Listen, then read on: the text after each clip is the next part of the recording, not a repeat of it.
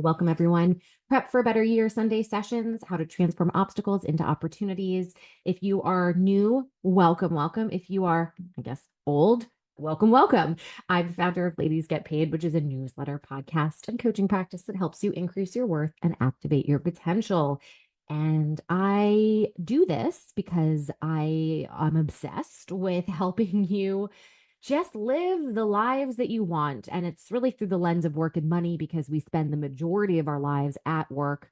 And obviously, trying to make money is a huge stressor. And so much of my coaching is around, well, what are the obstacles in the way of living the life we want? A lot of that does come down to money. But something that I've seen in the past, 10 years of doing this, and the 55,000 people in my community, I've seen this email. I'm going to come back to it again and again because it really struck me. And it's the reason I did these Sunday sessions, which is I feel lost after being so driven and focused. And now I'm having a hard time finding my way back to that. Honestly, I'm not sure I want to, which I really took as a cry for I need a new definition of success. I need a way to make ambition easier. And so this is our fourth session, our final session. In my mind, these are the four fundamental skills that if you can cultivate them, by the way, it's not like you do it once and you got it. We're continually cultivating and refining them. But if you really can dig into setting better goals, getting out of your way, protecting your energy, and today transforming obstacles, I think it will set you up for that new way of working and living, a way in which you reach success without self-sacrifice. And it is the last one. And so, if you want me to continue, I would love to continue. Reach out if you want to sponsor, and we'll talk more about that at the end. And by the way, podcast. So go check out all of the episodes. Oh, I guess I'm calling them episodes. I mean, the last three, and today's the fourth session. They are all on the Ladies Get Paid podcast, which is, yes, a video podcast as well. So it's on YouTube, and you can find it by looking on Spotify for Ladies Get Paid. So the final session is about how we can use life's curveballs to our advantage because life seems to constantly be throwing curveballs. Am I right? I mean, as you know, if you've been following along, I am all about thriving and not just surviving. And as somebody who has survived a lot, lawsuit, medical crisis, debt, divorce, burnout, the list goes on. I honestly, I refuse to just quote, take it. I had to transform it. And I did. A divorce led me to come out and find the love of my life. A lawsuit led me to a book deal. Burnout led to sustainable work habits. Being broke made me heal my relationship with money. And watching my son go through two open heart surgeries as a baby made me open my own heart. Although I do want to call myself out for a second because using the words led to, that sounds too passive for what I did. And made me isn't quite right either. I was really thinking about this. I'm like, how did I transform all of this? And honestly, I think it's because I hit rock bottom so hard that I did not have enough energy to indulge what wasn't working. I love what Kim just said. She just wrote in the chat, guided. Yes, I think that's huge. I think that's a much better word.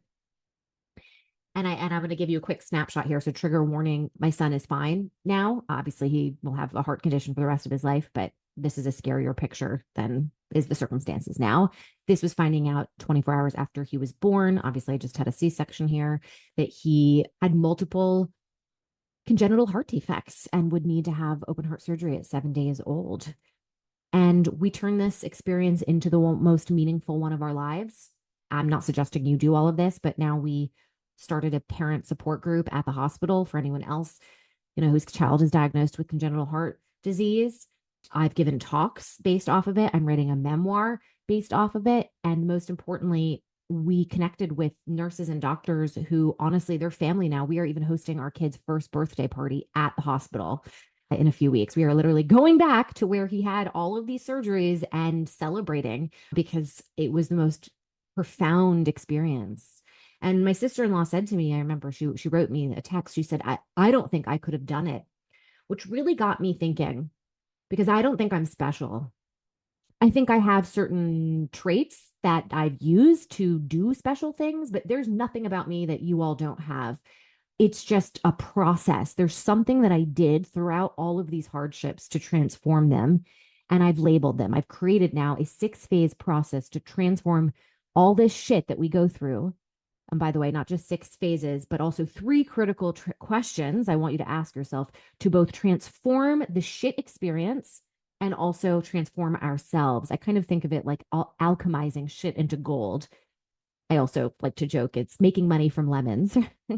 By the way, shit is anything that just disrupts your life with negative impact. It doesn't need to be as, quote, big or traumatic as, your son going through open heart surgery, but not getting the job you wanted, losing a loved one, a breakup, a breakdown. It is an experience that destabilizes you. Any kind of experience that just sort of startles you out of the status quo.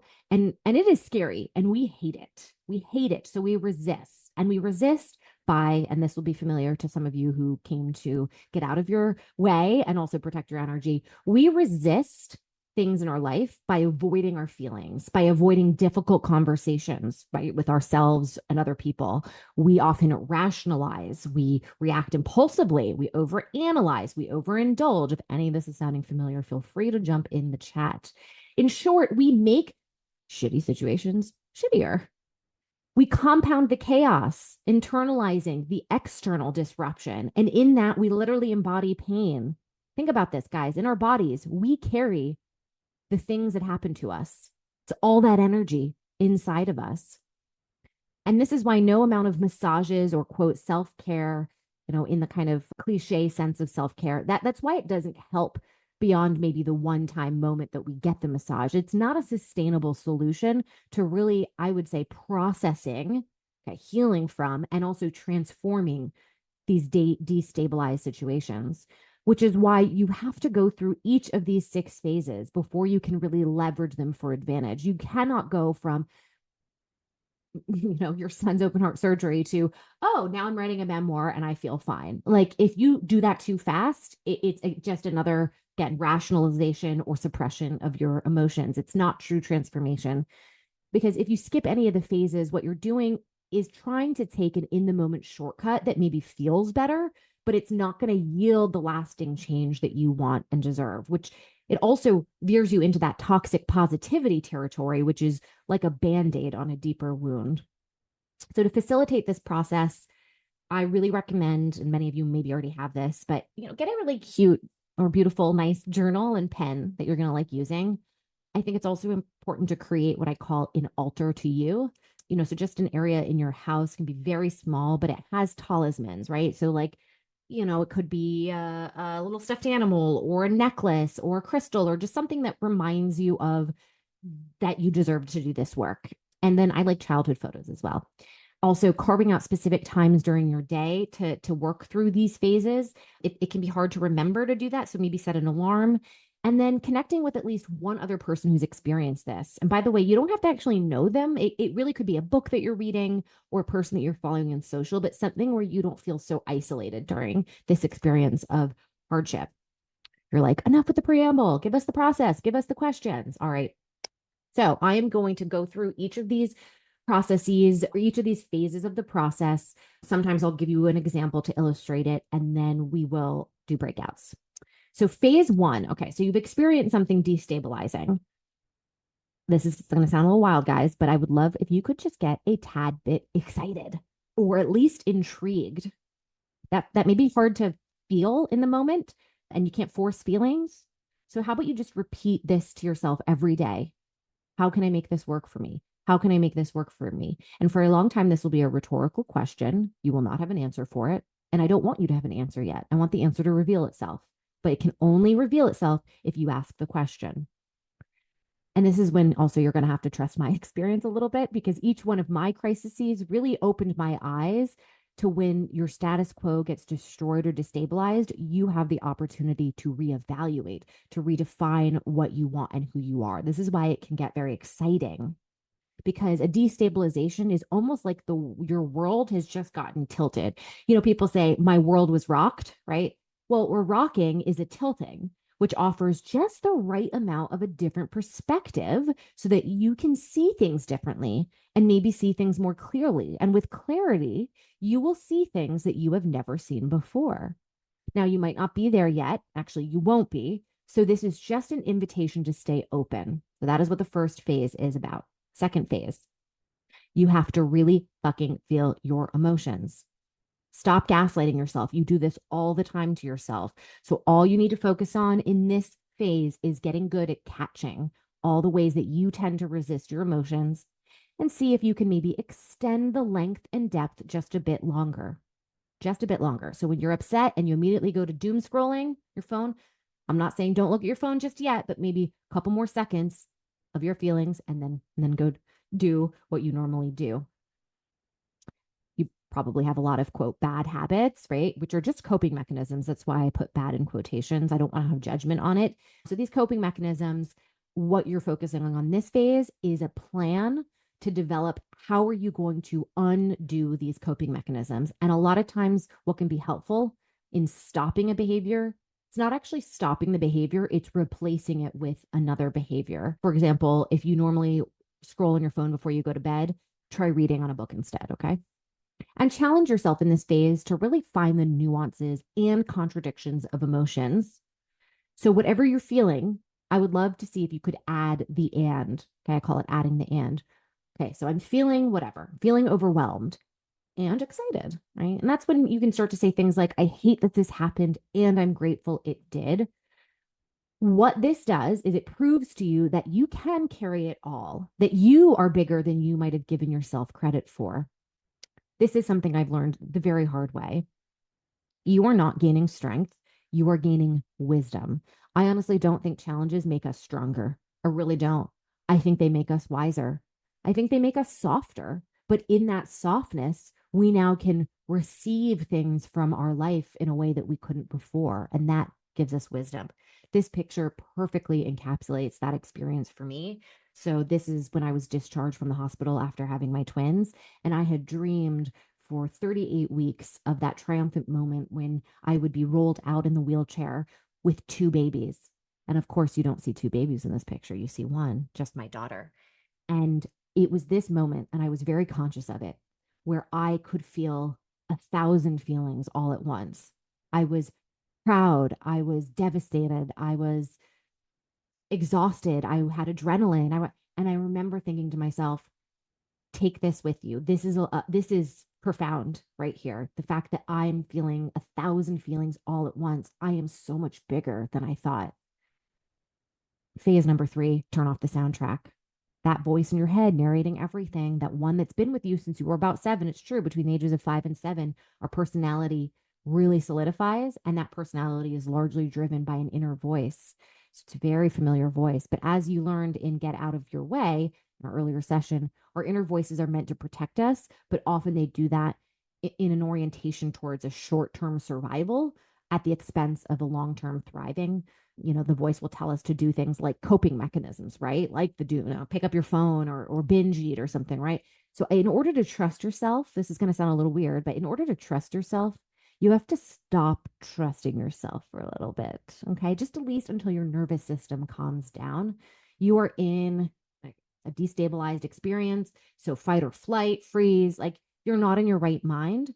So just you're in a wave, right? Like, when they say when you're surfing and you're riding a wave and you get caught up in the wave and you're starting to drown, it's only worse if you fight it. So again, this goes back to like not resisting. Instead, we're just going to try to ride the waves of our emotion. And since turning off our inner chatter is almost impossible, this will sound odd, but it really helped me during moments of serious crisis. Sing them out loud. So whatever you're saying inside your head, start singing them out loud. Okay.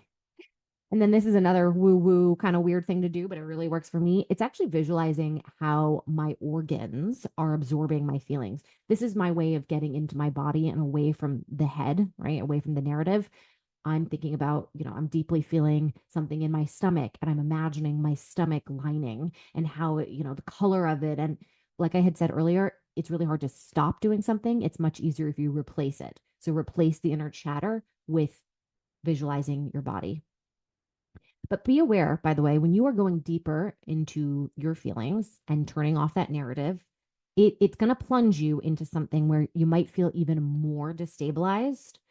Just remember, again, destabilized equals opportunity for perspective, right? Riding it like a wave, trusting that you will not drown, unless you do take actions in the moment that provide relief, but over time will ruin you, right? We have a friend who also has had a son go through horrific medical issues, and she held it together, held it together, held together, and now is in the throes of a deep, deep alcohol addiction, right? She was seeking relief. She was seeking relief.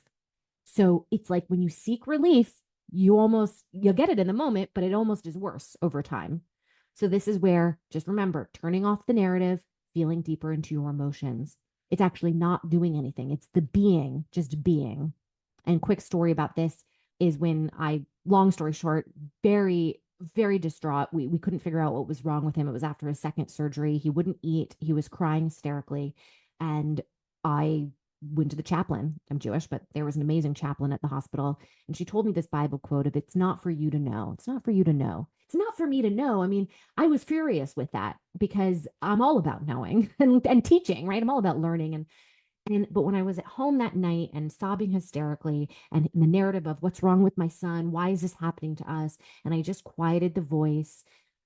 First, I sang it out loud, but then I quieted the voice because I got into my body. And all of a sudden, up popped out of nowhere. It's not for you to know, it is for you to feel. I don't know where that came from. So I'll take credit for it. I said this to myself, right? But this is my intuition. And when I went into his room the next day, I saw everything differently. Remember that destabilization equals perspective shift?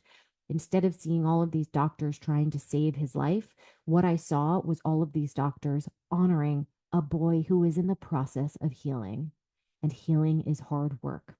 And guess what? That day he ate, they took the tube out of his nose, and he was discharged the next morning. Phase number 4, get into the practice of checking in with yourself on a regular basis, of tuning into your energy. By the way, everyone who's come to my previous sessions, you're probably thinking, yeah, I remember her saying this and protect your energy. That's right. A lot of the things I'm sharing today bring the rest of my sessions all together. And then I'm going to add some extra stuff to it at the end that you can really see how to leverage it all for opportunity. But I want you to just remember in this phase, we've got to check in with ourselves. So asking ourselves these 2 questions every day, all day. What do I need? And how can I make it as easy as possible to get that? And by the way, even if you don't know an answer to it, if you're like, I don't know what I need, or it's not possible, or it's not easy, or it's the exercise of asking yourself this question is showing yourself that you have compassion. Okay. And that's going to relax you even further into opening up more possibilities for what, well, might be possible. We have to move again from that fight, flight, or freeze stress reaction into something where we can just see clearly. And that's going to take time, but you really got to ask yourself, questions that demonstrate the compassion because that orients you towards a more relaxed state. It's almost like you're now a baby, right? Like when your babies are crying, well, what do they need? What do they? Okay. In a way, you are a baby because you are being reborn. And a lot of the stress that we have in destabilized situations is because of a loss of identity. We tied ourselves, the way that we saw ourselves and our place in the world was fully wrapped up in whatever was happening in that last chapter. But then this incident happened, you lost the job, lost the loved one, whatever it was. And now it's a crisis, it's an identity crisis, is what it is. And oftentimes we don't see it for that. Confront it. You are being reborn. And by the way, being born is difficult for those who birth and also babies. It's not like they're having a good time when they're being born, okay? They cry. And you're right now stepping into the role of parenting yourself. You are meeting yourself in a different way. Phase number 5, go down rabbit holes, follow trailheads, get curious about the experience you're having. This is when we're going to be, I don't want to say more active than the last phases, but in the last phases, it was more about being, right? Not doing, being. This is more of the doing.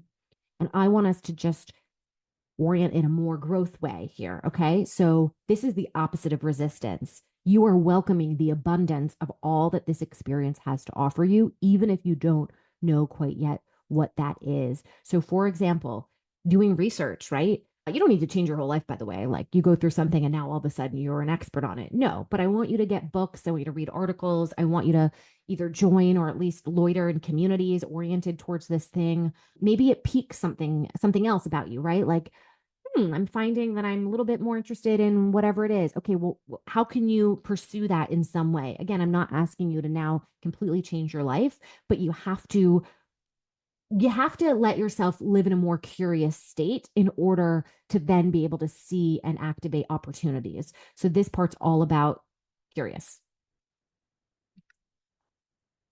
And by the way, as you are learning more about this experience that you're going through, or at least if this experience is triggering, bringing up things for you, and you are now going down those rabbit holes, maybe be scanning for ways that you could help somebody else. So, this is a really wonderful question to ask yourself all the time.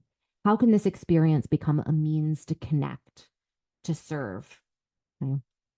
Because this fulfills our deepest seated fear, which is rejection by others. That's really what a lot of other kinds of fears on the on the conscious level, the subconscious level is being unloved or rejected by somebody else. So use this as a means to connection because we understand ourselves in relation to other people. There's a whole theory called the looking glass self, if you want to go further into that. But we understand ourselves in relation to others. And so in this new chapter of your life, you must find those who can help you write it. Okay. Because remember, I'm saying you're being reborn. This is a new phase. It's an identity shift. Who am I? Who am I? Who am I? The best way to figure out who you are is to simply find other people. And it is not that you will necessarily emulate them. In fact, all I want you to do is connect with them and to serve them in some way. Volunteer, jump in the chat. Like it doesn't need to be a big thing, but something where you are now in a role of helping others. This is going to do the best to help yourself. Moving into this stage means you hopefully are feeling some love now and other energies from people. This is so critical. When you start to absorb other people's energies, okay, especially if they're the right kinds of people, which they will be since we've gone through all of these phases, you now are taking some of their light in a nice way because you're also serving them, right? You're providing help in some capacity. Receiving light from others, right? Now it'll turn your light on, which becomes like a little magnet. And all of a sudden you may find yourself, I'm in the right place at the right time, whatever that looks like for you. And you start to generate momentum. Like you meet a person, you connect with them, you help them. All of a sudden you're inspired. And feeling inspired leads to, and I can't tell you what that'll be for you, but I'll give you examples of my own life in a bit. This is the best place now for us to start leveraging. We've gone through these phases of processing the difficult experience, but I'm not just here personally to like just feel better. I want to do better, you know? So let's go into the questions. I've got 3 questions for you. What does the universe want me to learn? Which is a very big and difficult question to answer. So this is how I would suggest starting to answer it, listing all the ways in which you are suffering and then finding the flip side. So there's a woman in our community. Her name is, and I'm not going to say it, but S. She was diagnosed with cancer a few years ago. She felt awful. She couldn't work. She was scared and she was isolated. Those are just a couple of, listing out the suffering. Okay. Well, what's the flip side of feeling awful, not working, being scared and isolated? And by the way, the flip side, I want it to be like the best possible scenario. So awful to amazing.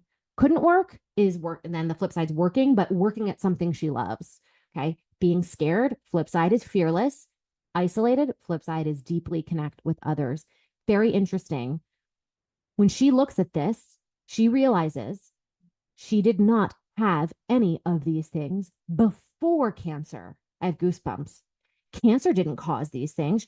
She was already not feeling great. She was already not pursuing work projects that she was passionate about. She was already kind of not connecting with people. So, what I've seen in my life, what I've seen in S's life, and I think you'll find it too, is that this provides you with the literal exact agenda upon which to base your roadmap for a better work life, which this is when I say rewatch the Set Better Goals video. How can we feel amazing? How can we find work that we love? How can we be fearless? How can we deeply connect with others? Each of these things takes a plan and follow through. So it's not like you just figure it out from, listing out some adjectives. I want to be clear on that. Question number 2, how can this experience benefit me? So one way to do that is identifying all the ways that this could help you. So thinking, what can this do for me? How can this make me feel? What can I have? And all the ways you might already be benefit, all the ways that this experience might already be benefiting you that you're not even aware of. So another way to ask this question is, what is this situation giving to me? So it will be very easy for you to say what it's taking from you. It will be a little bit harder to say, what is this situation giving to me? I did that really, really well when I got sued by a group of men's rights activists for gender discrimination. And I thought, okay, what is the situation giving to me? How can this benefit me? Well, I thought I could leverage this for press, right? If I tell other people about it, they're going to get really angry. I could leverage it to raise money because we desperately need that to pay for our legal bills. And so we decided to treat it like literally a marketing campaign. We worked with an art director to create branding. It was called Ladies Get Sued. We literally bought the domain, and we were just like, this is what we are working on for the next 6 months, not just as a thing that we have to go through that we're taking, but something that we're giving. What would a marketing campaign around a lawsuit look like? And this is the entire reason I got a book deal. In the book deal, the advance was the most money I'd ever been paid in my life. It changed my life. And I wrote in the book, thank you to the guys that sued me, because without you, I would not be here. But I think one of the best things it did for me is it eradicated my imposter syndrome. That was the thing. Remember when we talk about S over here, the suffering, the flip side, right? I used to suffer from terrible imposter syndrome before. I was like, why am I being asked to be on panels? I haven't done anything. People are looking at me like I'm a wage gap expert. I'm not. Well, when I got sued, I actually instantly felt confident. I was like, if I'm going to get sued, I'm going to own this, right? So that was like the universe gave me exactly emotionally what I'd been looking for, but I had to leverage it, to give myself what the business needed, what my paycheck needed. Even things like when people would troll me online, they would write really nasty comments under these articles or about my looks. I would screenshot them and then put them in the emails and then raise more money off of them. See what I'm doing right there? Like, you take a shit thing, you go, how do I, like, what can this give to me? Which means you have to kind of know what you're looking for too. So I think sometimes it's easier for us to say, I know how to make this situation benefit me. But if you're not one of those people, you might want to first start with, okay, well, what am I looking for? And then how do I use this situation to get that? And then the last question here is, if I were a character in a movie, what would I do next? And this is where you channel your highest self, the part of you that makes you proud. Because watching your life like a movie, it's another way of maintaining that perspective, that distance, so that you can spot opportunities. And remember, this doesn't work unless you do. I want to be very clear about that. So, this was a little exercise that I did a while ago where I thought through a lot of the things in my life that didn't go well, that were destabilizations. Clearly, you can tell that I hadn't yet gone through the worst of it, which was my son. You know, all this stuff, right? Massive credit card debt and loans, parents divorced, first marriage failed, sexually harassed, coming out was really hard, bipolar type 2, fired twice, second book proposal rejected. I mean, the list really, really goes on. And then I went through that process of, what did each situation give me and how did I benefit from it? And I realized that all of the amazing things in my life were directly tied, not indirectly, but directly tied to the destabilizations, to the difficult parts. I mean, Ladies Get Paid wouldn't even exist if we didn't have, wage gap or leadership gap. Like, this company, my whole job, it literally is born from a shit situation, right? I lived in New York, which was very difficult. I did it for 10 years. Low standards of living equals high satisfaction everywhere else, right? To this day, I'm still so tickled by a large room, or not having rats or cockroaches. So that was just some fun exercise I did for myself, and I encourage you all to do that. But progress is not always linear. And in fact, it really never is. So during all of these phases, during the three questions and the leveraging, what can you get out of this? I want you to expect the unexpected, expect the hiccups, the waves of grief, the confusion. This is a text message with my sister-in-law who said, "You're doing so great. Can't believe you've been able to take on twins, a sixth baby, and continue to push LGP. Truly inspiring. You're amazing." And of course, this is how I was feeling. I haven't cracked the code on making money though. So I currently feel like I'm letting everyone down. I think something will work. It's just taking longer than I hoped. You will get there. You are so resourceful. I have no doubt you're going to figure it out. Right. So, to everyone else, you're seeing all of like this shit, but my reality is totally different from how you're all seeing it. The reason I share this with you is because we really need signals to look for to tell us that we are making progress, even when we don't feel like it. So here are some ways you can do that. And I mentioned them in last sessions a bit, but I'm adding a few more. So charting progress in measurements of time, and this is the time that I mean. How long maybe you are paralyzed for, and how long it takes you to recover. So if you normally, would spend a full day in bed, again, feel your feelings, do that. But over time, you're going to see, oh, wait, I don't actually need to be in bed that long. I used to cope by taking tons of naps, and now I don't. I take a 20-minute nap every day. So it's not rushing this, but notice if you are able to shorten the amount of time that you're kind of in your coping mechanisms. You might notice that things and people that used to bother you don't, because you're creating your own sense of peace, right? This new identity, right? The old you maybe cared about X, Y, and Z things, and now the new you doesn't. Look for aha moments, goosebumps, right? When things just start to click. Hard to explain unless you've been there, which maybe in the chat, you've all felt this before. Like everything, that right place, right time, like weird coincidences, right? I'm not going to say her name, but she, her and this other woman came to an event of mine, and, they have names that are really important in my family. And they were telling me their stories, and it really made a lot of stuff click for me. And the fact that their names were women in my family, it just, to me, it's a summoning of an intuition, right? That inner essence, that core of who you were at birth, waving a little flag saying, keep going, you got this. Again, if you were being reborn, this is a new identity. You still need a sort of reminder that underneath it all, the through line to all of it is still you, that self, that you at birth, and then the rest of the bullshit that happened in life kind of moved you in different directions. You're almost returning back to yourself.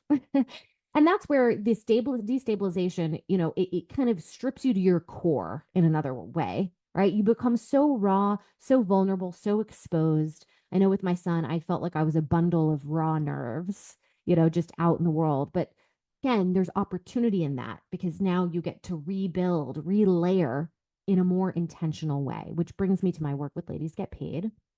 So I'm going to do a little pitch for you real quick and then including a money making opportunity. So please stay tuned. And then we're going to do the breakouts.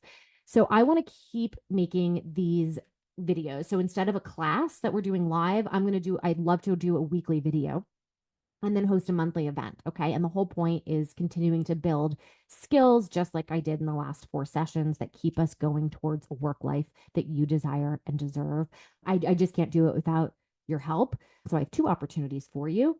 So this is how I can get paid. So making introductions to brands for sponsorship and or companies to have me speak. If you make an introduction, that's all you have to do. I'll close it. I have a very high close rate. I've spoken at NASA twice and Harvard Business School, amongst many other places. Got a great reel. I will give you all of the materials to share. And if you make an introduction, just one introduction, I will give you 10% of the deal. And my fee can go up to $20,000 for in person. Yes, I've been paid that before. So you could get a lot of money just for an easy introduction. So that is an awesome way to help me continue to do this work for you all for free. The other one is subscribing to Really Good Work Advice, which is just $2 a week. You get a newsletter and you're going to be able to come to a monthly meetup. So come to these events.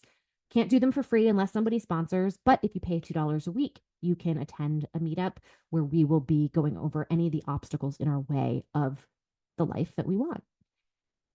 So check your email for more information. All right. On that note, let's do our breakouts. So you have a choice of 2 discussion points here, and you can take a couple of minutes right now to reflect on them. So the first option is to think about a time of disruption in your life, something you've experienced before that was a destabilization to that status quo, right? And then identifying at least 3 things that you gained from that. The other option is to make it more current. So if you are going through some kind of challenge right now, whatever struggle that you're experiencing today, I want you to list out the flip side, right? So remember she got cancer, felt awful, isolated, out of work, scared. What is the flip side to the extreme positive version of that? Now you take that list and you say, all right, what does the universe want me to learn?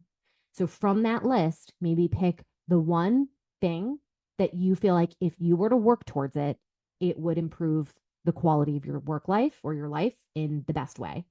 So this is, option number 2, maybe is a little bit a longer exercise, but I didn't want, if there was something right now you were going through, let's use this as a time to figure some stuff out.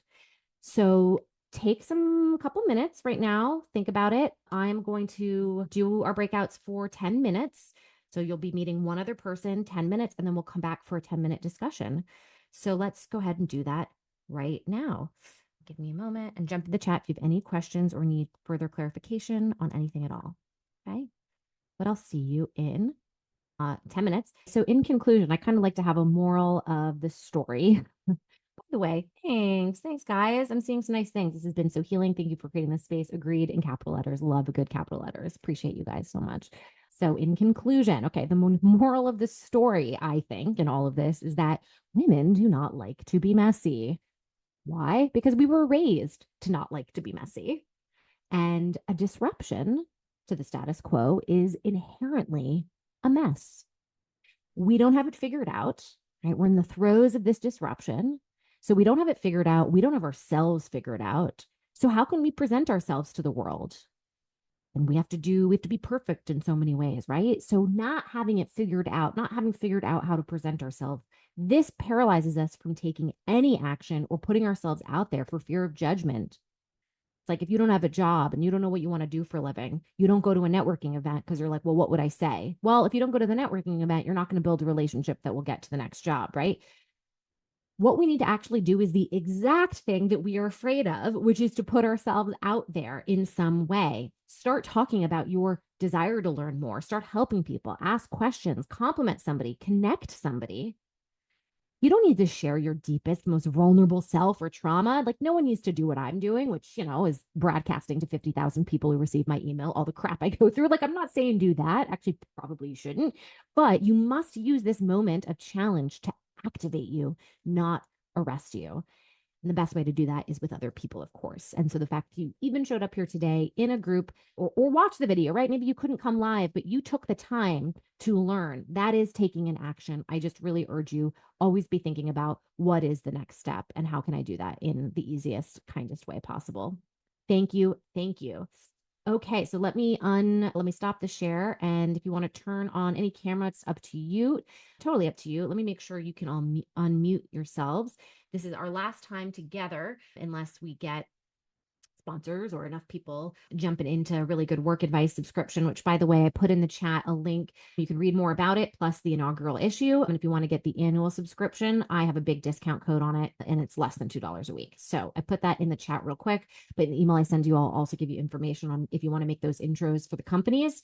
Because again, easiest, best way for me to make money and for you to make money. And we like doing free things for people, but somebody's got to pay for it somewhere.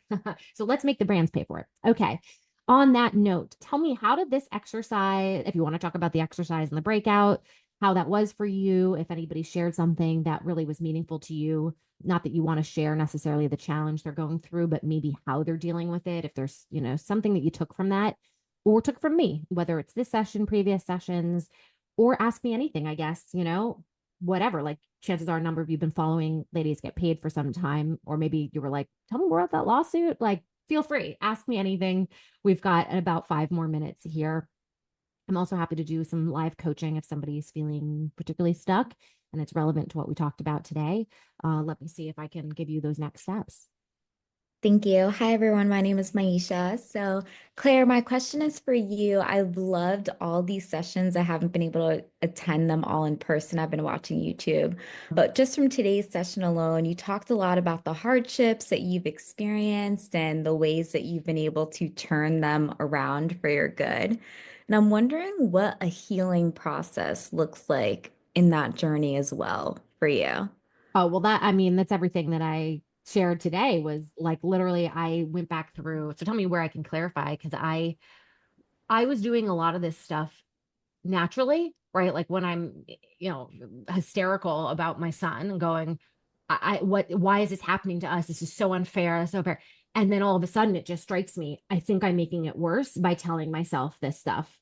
Let me try. So I like naturally knew to do that, but it was in reflecting on all of these hardships. I looked for the patterns. I really tried to remember from when it first happened, whatever the original, getting fired or getting a bill for $3 million for our son's medical debt, like whatever the horrible thing was, or realizing I was in a marriage I should probably get out of, right? I like you guys know this stuff, right? When you experience something traumatic, maybe not everybody, but there's a before and an after.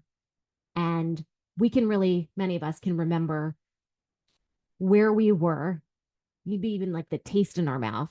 I don't know, when we got fired or something like that stuff ingrains in your memory. So I went back to that moment with all of these hardships and I just started to map out major milestones that I remembered along the way because I knew how they all, quote, ended in the sense of this was the hardship and then there was a transformation. There was an opportunity that came from it. So I knew the beginning and the end. It's sort of like writing a movie or a book or something, right? Like the beginning, you know how it ends, but how did we get here? I encourage everybody to do this in their life. Like you're not going to necessarily remember all the small details at first, but there will be those moments of, I remember the time when I couldn't get out of bed. Okay. I remember the time when I found that book. I remember that. So you just start to chart it and you do that as best as you can. And then you realize, okay, there are some themes. There are some themes here. And that's how I put together for you all what those 6 phases were, because those were the themes I kept going into, right? Turning off the narrative, deeply feeling my emotions, and then what each one of those represented, right? It wasn't just like this random thing. There was a purpose to that phase. And I really think they all have to happen in order to get to the place where you then ask those questions. How can I benefit from this? I used to think you could jump there really quickly. Like, how do I make this work for me? I was constantly doing that for everything. And then I had a total burnout because I was not paying attention to how I was really feeling. Like I was suffering and not taking care of myself. I was way too busily hustling, hustling over the suffering, right? But I actually realized the deeper transformation comes when you deeply feel the suffering too. And that also, I think that introduction of all of the feelings allows you to realize that your consciousness, your experience of this world can be so much richer than you had before. Before, maybe I sort of feel bad for people who haven't gone through difficult things because actually, for a lot of those people, life is really scary because they constantly feel like, well, the other shoe might drop. Well, for those of us who've hit rock bottom, maybe not everyone feels the same as me, but I'm like, not to say bring it on, but I'm like, I got, okay, I've seen this. Like, there's really not that much that's going to freak me out now. And I feel liberated from that. I am such a more relaxed person than I was before all the difficulties, So that's why, again, I think you can wish something didn't happen and be grateful for it that it did. But it's not, as I always say, it's not a toxic positivity. It's not a just look for the silver lining. Like, then you're not healing, you're not processing. So I hope I was able to express kind of the nuances and contradictions of the healing process, of the transformation process. And it is that balance of, it's a bit woo woo, of course, but you also got to be strategic. You have to be smart. How do I win out of this? And I also think that attitude is pretty foreign for a lot of women, to center yourself, to say, how do I benefit? I have to get mine. When I was sued by those men, I felt like we were in a battle, and I said, okay, they're going to win the battle because we had to settle, but I'm going to win the war. And I hate that analogy because I'm very anti-violence, but I felt activated. Like I had to rally the troops of Ladies Get Paid supporters. We had to fight back, right? But I had to define for myself, what am I trying to win at here? What am I trying to get? What's the point of this? And that's why, again, I say these 4 sessions, they all built on themselves. And today I repeated quite a few lessons, but you have to go through all of that, not just today, but all the rest of the sessions to really see how you can transform it. And I hope to continue down this path because I just, I mean, it's really wild. I just have to believe that I did not go through this suffering for nothing, for myself, for you all. Like, it has to be used somehow. For me, not everybody's going to feel compelled. You might go through suffering and be like, I don't want to use this. I don't even want to touch it. Claire, this all sounded too tiring. I just want to get through it. More power to you. Like, please. But again, all of the like big things I've gotten, like, oh, you're on Good Morning America. I would not have been on Good Morning America if I hadn't been sued. And I wouldn't have been sued if there wasn't a wage gap and I hadn't been sexually harassed and fired and like hate my male boss and think I need to do something about this. Like, you know what I mean? Like, all the negative stuff had to lead to the positive. You literally cannot have the positive without the negative. And anybody who's done something called shadow work will know this. But yeah, you have to say, it's how can you benefit? And I think that way of thinking for some women can be difficult because we are not socialized to center ourselves. We are taught to accommodate others. But again, centering yourself is so that we can help others. That's why one of my questions is, how can I be of service to someone else? And really seeing, again, self-sacrifice is not required to do good in this world. I know that, oh, Carrie, thank you so much for this beautiful direct message. Okay, so thank you for that tip. I'm going to write down. I know we're technically at time, but this is my favorite part. It's not hearing myself speak on slides. That's boring. So I want to hear you guys. If there's anything else and you all want to stick around for a little bit longer, happy to do that. I mean, my dream would be to keep, doing these things regularly. And I have to believe that you can make money and do good. Like, I'm not giving up yet to find a way to make a living doing this. So this was my attempt at we'll see. We'll see how it goes. But I got a lot out of this just personally. So I'm really glad that you all, that you all did too, it seems. Any other questions? I don't know if I fully answered yours, but I do think, today really represented each of the things of, to go through to get through to the next. Mm. You do need a, I think, I would be remiss to say, I mean, I got through a lot of this because of my wife. So yeah, it's not like I did this by myself. You really need another person, again, to maintain that perspective, that support. You're going to feel so isolated going through all of this stuff. So you really cannot, you shouldn't do it by yourself. And it's not good to do it by yourself. So, and that's also why I'm really passionate about being that person for others who are looking for coaching. I like to joke. I said to a client the other day, because she said, oh, it would take her 2 months to do this thing we're working on. I said, yes, it would take you 2 months if you weren't working with me. You pay for me because I'm speeding up your results, right? Like you're investing in something to take less time. So you could figure this stuff out on your own. It's just going to take a lot more time and suffering. So it's like seek others to help support you so you can get where you want to go faster. Just know in this process of healing and transformation, a shit experience into gold, don't go too fast because then you are missing some of the most profound lessons.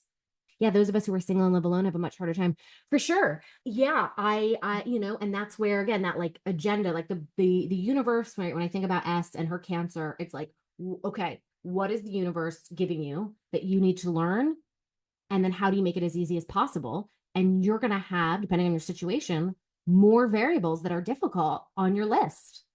If somebody, there could be a person who's going through a lot of suffering, but they've got a lot of money at their disposal. Well, they get to pay for a therapist. They get to, so in some ways it will be easier for them. But you may find, or hopefully a big theme from today is in the hardship is the healing. So in being single or being alone, this difficulty, this like the very thing, now we're getting really meta about it, but this very thing that is a roadblock to you, I'm urging you, it's not about getting over the roadblock. It's actually examining the roadblock as that universe blueprint going, pay attention to this. Maybe you're somebody who really needs to put a lot of effort into not being isolated, into deepening connections. And that's not just, quote, going to an event. It might actually be doing a lot of reading, a lot of research about, well, what does it mean to deeply connect? And you may find as you throw yourself into this, it will absolutely change the way you see yourself and may change what you do for a living. I know a number of women who have done this kind of work and they change their jobs. They are like, this is what I do for a living now.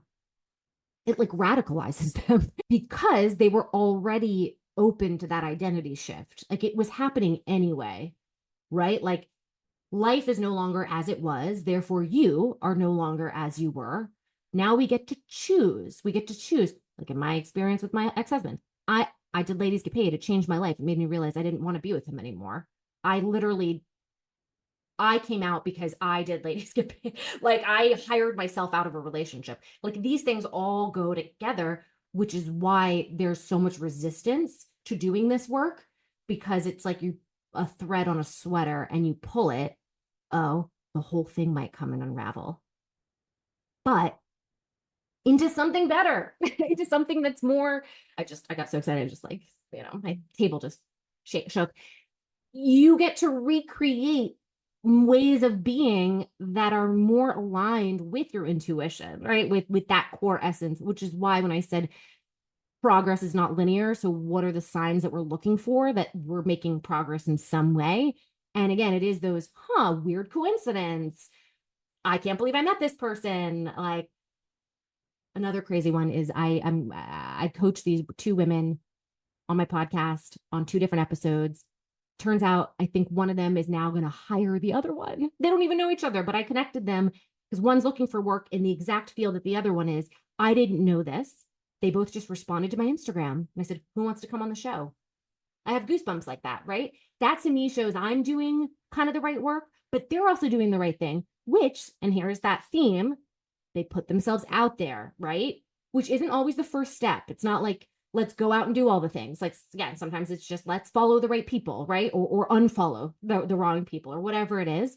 You put yourself in an environment that makes it a little bit easier for you to take that action. And this woman might just get hired. I mean, isn't that wild? But I think it's all happening for a reason. It's just not as random as you might think it is. It's because they're doing the work of doing the work. So on that note, I am going to go render this recording and do the work of sending it to you all, along with more information about how to get that 10% commission, because we like that. We like money. And Can I ask you a question about the monthly yeah, meetup? yes, please do. Okay, so what is the monthly meetup like? Hmm. So the first one's next week, actually. So I usually do them on the last Sunday of the month, but I'm Okay. South Africa for my brother's wedding. So that's not going to happen because my wife forbids me. I usually do things on vacation. She did no, no, no. So we're going to do it next week. And this is my first time doing it in this group, but I did them for 2 years with my pro membership before. And what I think works well is I send out an agenda beforehand where I ask everybody, okay, for this coming month, what is your number one goal? So I really encourage everybody, rewatch the Set Better Goals. What is your number one goal for this month? And then what is basically your biggest obstacle in your way of getting there? The obstacle that can have that domino effect, right? If you do that, it will help with other things. And also some other supplementary questions of what do you need more of? What do you need less of? And my goal out of the session is that you have a plan for your obstacle that when you return in the next month, you're able to kind of report back. How did it go? What did you learn out of it? And then the next month, maybe it's still the same goal, same obstacle, but maybe not. Maybe it changes. I might also experiment with something like if you wanted an accountability, like not waiting every month to check in, because I oftentimes people, they just don't do the work if they don't have like a weekly thing. So if you felt out of that group, you wanted everybody to come together either for, virtual co-working, or you wanted an email from me, like we could be a little experimental with how to stay accountable to reaching that goal. I'm also open to experimenting beyond that. If people, instead of working on their goals, they wanted to, everybody was, so, all going through the same thing. Everybody's, really trying to find a job or whatever. Like we could turn that session into more, this, what I've been doing here, where if Mhm. everybody's really struggling with a certain aspect of getting the job, maybe all we're focusing on is our LinkedIn profile. And I'm walking everybody through a screen share. So I think Mhm. I'll give everyone a chance to vote as well. Obviously, the first one will be a little bit more introductory, but this is for you. And it's a small group. I currently have 50 people. That Mhm. doesn't mean 50 are coming, but it's going to become whatever you all want it to be. I just don't believe in free form. I think things, in order for there to be spontaneity, you need structure. Just like in order to get into creative flow, you actually really need to like regiment your day. But I like these breakouts that I've been doing here, and I just don't think they're long enough. So I want to give people more of a chance to not just listen to me, but listen to themselves and each other in some way. It was a So if I big goal join of the mine this year. weekly or join for the year, it's this coming Sunday at 5 p.m. Yeah, it's going to be the same as what I did here, just Okay, once a month instead of once a week. got it. Yeah. And it's usually an hour or just ever however long it goes. I think, I mean, no more than an hour. Mm-hmm. Yeah, All no right, more. cool. Yeah. Well, thanks for coming. Thanks, guys. Really appreciate you all for being here. We averaged, I think, about 22 people each time, 70 the first, but yeah, 400 registrants. So we'll see. We'll see what happens and reach out. But yeah, I'm hoping, right now the podcast is me coaching other people on the podcast, but I want to add, so I'm going to continue that, but I want to add where I release weekly videos that are like 20 minutes, but that are different subjects. So everything I did, with you all here. So stay tuned and appreciate you all. And we got this. All right. I'll see you on the email. Reach out if you need anything. Much love and hope to see you maybe February 2nd if you come and join. All right. Thanks, everybody.